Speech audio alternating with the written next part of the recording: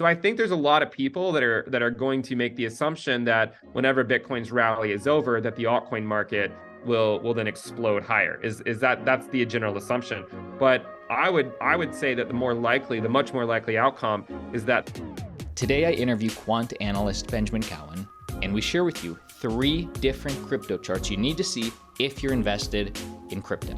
First, we talk about altcoins. In the middle, we'll talk specifically about investing in Ethereum. And then at the very end, I ask him his top 3 altcoins today. But before all that, Ben, what's your general take today on Bitcoin versus altcoins? Yeah, so my general thoughts are that we are still well within what I've called the altcoin reckoning since basically the beginning of 2022. And the way that you get to the end of the altcoin reckoning is you need to see the Bitcoin dominance explode higher. Okay, so we've seen Bitcoin go up quite a bit recently, but I think a lot of the reason it's gone up isn't because we're, one of the narratives is of hyperinflation, right? It's not because of that. We're actually more likely to see rapid disinflation via recession than I think we are to see hyperinflation. I think what's really sending the Bitcoin price higher, one of the reasons is the constant devaluation of altcoins on their Bitcoin pairs. And what I'm watching very closely is this move here compared to what happened over here in mid 2018. You'll notice the dominance rally started at around the same level, at around that 39% level. And that's where it started this time as well. But here's the interesting thing about this dominance rally. If you look at the dominance rally, you might assume that the price of Bitcoin only went up or down during that time. But in reality, during that dominance rally, the price spent half the time of that rally going up and then the other half of it going down. And the reason why that's important, if we look at this right here, the reason why that's important is because it tells you if it's essentially broken the back of the altcoin market. Okay, so looking at this rally here in 2018, you can see that the dominance of Bitcoin went up to about 50% on the rally of Bitcoin USD. So it hit 50%. Once it hits 50%, I think the implication is that essentially the entire altcoin market has lost their support levels on their Bitcoin pairs. And then when Bitcoin corrects, which is eventually going to happen, it never seems like it's going to when it's going up, right? But eventually, whenever Bitcoin corrects, the altcoin market on their Bitcoin pairs don't really have anywhere to hide anymore. And that's essentially the issue. If you look at this rally back over here that took Bitcoin dominance to 50%, you'll notice that it took out this prior high on the Bitcoin dominance. Now, if you look at it where it is today, these prior highs were about at 49% or so. So my hope is that this move is strong enough to get the dominance above that 50% level so that whenever Bitcoin corrects, the altcoin market continues its bleed back to Bitcoin. And if that happens, then the move to 60% dominance, as crazy as that sounds, right? As crazy as it sounds, but the move to 60% dominance can actually happen quite quickly. I've been under the assumption for a long time that the altcoin market is just simply not worth the risk with respect to Bitcoin. So the point is, if you're putting $1 into the cryptoverse, you have to put it somewhere. And if Bitcoin is likely going to outperform the altcoin market as a whole, then what's the point in not just putting it into Bitcoin if you're going to put it somewhere? And I think that's what we've seen play out time and time again, is that the altcoin market just continually gets devalued on their Bitcoin pairs throughout this phase. Another way to view this is to look at the dominance excluding the stablecoin market, because I think some people have kind of used this chart to say that altcoins have been holding up well. But the reality is, if you look at this excluding stablecoins, can you see this chart here? Yeah. Yeah, you can see that it's actually, the dominance is already at 52.5%, excluding stablecoins. So the dominance is already making that move quite a bit higher. It doesn't even need to go that much higher to take out the high from June of 2022. And so when you look at something like the altcoin season index indicator, which kind of tells you if we're really in Bitcoin season or altcoin season, this is based on the last 90 days. And if you take a 30-day estimate of it, I'm under the impression that, every year and a half, 2.5 years, we need to come to this deep value on Bitcoin season where the metric comes to down around 5 or so. So it did it in September 2018. It did it in December of 2020. So this one was not bullish, right? It was more bearish. This one was bullish because Bitcoin was just going up like crazy. But I think that we need to see the dominance or the altcoin season index come back down into that like 5 level or so before we can truly get to the end of the altcoin reckoning, which is the altcoins being devalued on their Bitcoin pairs. Something that's very interesting is if you look at the move we had last year in 2022 of the altcoin season index indicator, you can see we kind of had like a double bottom here where we went into Bitcoin season a little bit, but we only got like a taste of it, right? It only occurred, it lasted for a couple of months, and then we had the Ethereum merge and everything took back off again, right? But what's interesting is that this move looks very similar to what we had in 2019, right? Where you had sort of like a double bottom on the altcoin season index indicator. So I think there's a lot of people that are going to make the assumption that whenever Bitcoin's rally is over, that the altcoin market will then explode higher. That's the general assumption. But I would say that the much more likely outcome is that the dominance will continue to go higher even when Bitcoin corrects back down. And that ultimately would show you that the cryptoverse is healing and is getting back to a point where altcoins might actually be worth the risk again after the finalization of that altcoin reckoning, after Bitcoin has truly taken back the market cap, the market cap percentage that it really should be at, I think, especially at this phase of the market cycle. It feels good to heal. It's necessary. But Ben, I do notice on these charts that there's diminishing returns on Bitcoin dominance. So even though we're brushing up against 50% now, there's no guarantee if we keep diminishing those returns that we get back to 70 or whatever that last level was last season. Right.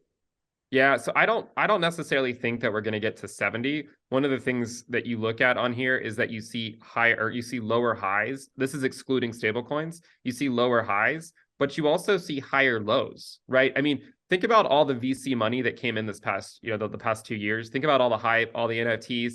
The dominance still was higher, the dominance still went lower in 2018 than it ever did during this past cycle, right? So you see lower highs, but you also see higher lows. If you extend this time frame out a few years, this will actually converge in about 2026. So I guess 2026 might be the time we get to figure out, will Bitcoin dominance go back up, or will it come back? Will it come back down? And to actually give you a more maybe a closer look at what my expectation is for the Bitcoin dominance, because I think some people might assume that I only ever think it's going to go up, but I would say that a likely path for it, could be something like this, where it comes back up maybe to 55%, 60%, and then bleeds back down for a bit, and then comes back up for, say, like a double top or something, maybe similar to over here, and then it's at this point that you can actually get these major alt seasons, right? This is the alt season that everyone dreams of, that we had in 2017, we had in 2021.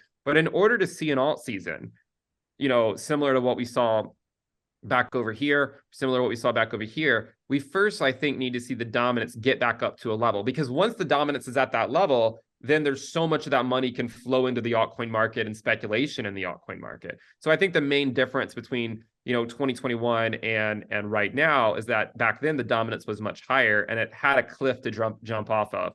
I don't really think it has that same cliff today. I think it needs to go higher first. So you're right. I mean, the dominance is not going to go higher forever. I think that you will likely see it not go as high. So for instance, the highest that it went last cycle, excluding stablecoins, was 74%. I think the highest excluding stablecoins this time you'll see it go might be closer to around 65%, which isn't even that much higher. I mean, we're already at 52%, so you're just talking, 13% higher. That seems perfectly reasonable. And part of that could be accomplished, again, as we've learned recently and as we've known, right? I mean, it can occur when Bitcoin goes up, not because Bitcoin goes down. But I think that's the important implication of the dominance, is that it really does show you the flow of the cycle. For me, as we finish this year, say if Bitcoin gets to 30K, maybe 40K, whatever, for me, it's very hard to imagine that all of a sudden, if Bitcoin hits 40K, all these speculators want to then ape into the altcoins like a Cardano or an XRP, not because they don't have value, just because markets are narratives, and maybe I'm in the disbelief stage, but it doesn't seem like the narrative would be there, at least for this year. This could be this crypto spring where everything just mucks around, but for full on, alts having a better risk reward profile, it's very hard for me to believe. Let me know in the comments if I just don't understand Cardano. But Ben, final thoughts for the Altcoin Daily audience. I appreciate you coming on. Yeah, no, thanks for having me. Yeah, I think you're right. I mean, like if you think about, if we take a look at just a couple of like a couple of assets besides Bitcoin, like Ethereum's Bitcoin valuation, again, it was a lower high. And the way that I look at when I think about, you know, Ethereum, there's two ways I think we can visualize this as to when it might actually show strength against Bitcoin, because I don't think it's going to be this year. I'm in agreement with you. I don't think it's going to be this year, but I think, like, you know, next year or 2025 is when that could come back. So perhaps with just to give you like a case example of Ethereum, I think to look for is to try to figure out, is it an oscillator where it just sort of spends a time in a range like this? Or everyone's familiar with the logarithmic regression charts, I think, by this point. They're sort of a popular thing throughout the cryptoverse, right?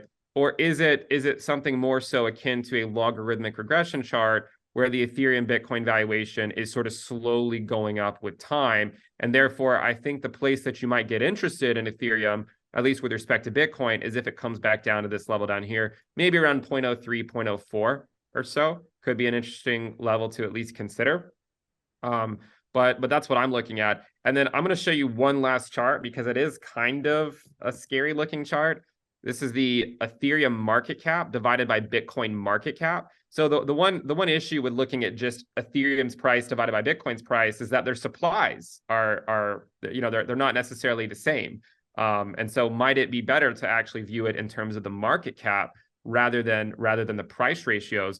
And if you look at the Ethereum Bitcoin market cap ratio, you can see that Ethereum has been climbing this since 2019, a slow climb. I mean, we've talked about this forever, but I think it's finally starting to show some weakness here. I mean, you could make the case that it's a fake out like this was back in December 2020. I don't think that's the likely scenario. I think that this has quite a bit further down to go.